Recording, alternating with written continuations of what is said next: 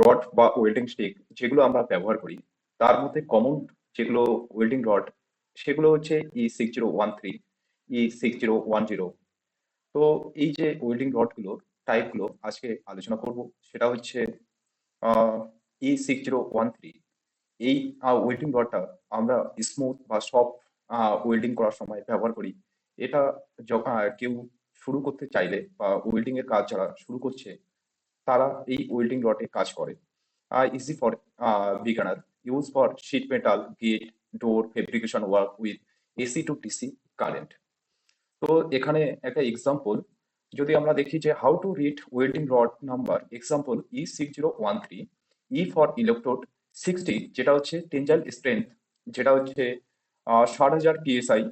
One meaning হচ্ছে welding position, one equal যদি দেখি তাহলে অল পজিশন, সেটা হচ্ছে ফ্ল্যাট ভার্টিক্যাল ওভারহেড হরিজন্টাল। তারপরে হচ্ছে টু মিনিং, যেটা হচ্ছে ফ্ল্যাট বা হরিজন্টাল ওয়েল্ডিং। টু মিনিং হচ্ছে আমরা দুইটাই হচ্ছে ওয়েল্ডিং করতে পারবো, সেটা হচ্ছে ফ্ল্যাট বা হরিজন্টাল। আর থ্রি বা লাস্টের যে সংখ্যাটা আছে যে 6013, থ্রি মিনিং হচ্ছে কোটিং টাইপ অ্যান্ড কারেন্ট, যেটা এসি অ্যান্ড ডিসি দুটোই হতে পারে। তারপরে একটা ওয়েল্ডিং টাইপ হচ্ছে E011, এটা ডিপ পেনিট্রেশন বা good for rust and dirty metal, যেগুলোতে মোচা বা নোংরা থাকে সেই জায়গাতে আমরা ওয়েল্ডিং করার জন্য এই ওয়েল্ডিং রডটা আমরা ইউজ করি, E6011। এটা first fridge rod, use for use in pipeline, যেগুলো হচ্ছে ওয়াটার লাইন হতে পারে বা হচ্ছে অয়েল অয়েল লাইন হতে পারে, রিপেয়ারিং বা মেনটেন্যান্সের কাজে আমরা E6011 ওয়েল্ডিং রড ব্যবহার করে থাকি।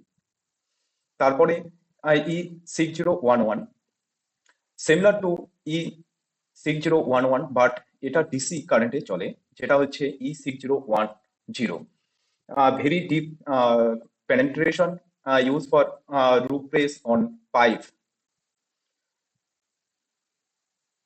তারপরে যেটা আমরা দেখবো E7018, লো হাইড্রোজেন রড, যেটা হচ্ছে হাই স্টেন ওয়েল্ডিং করার সময় এই রডটা ব্যবহার করা হয়, E7018, লো হাইড্রোজেন রড।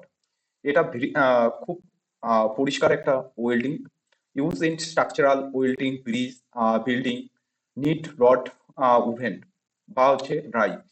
আমাদের এই রডটিকে হচ্ছে ড্রাই ড্রাই অবস্থায় রাখতে হবে, যেটা হচ্ছে E7018। তারপর E7014, যেটা হচ্ছে similar to E6013 but higher deposition, good for heavy fabrication work on AC too and DC. E7024, যেটা হচ্ছে high speed welding rod, heavy coating rod, use for long speed welding on thin plate.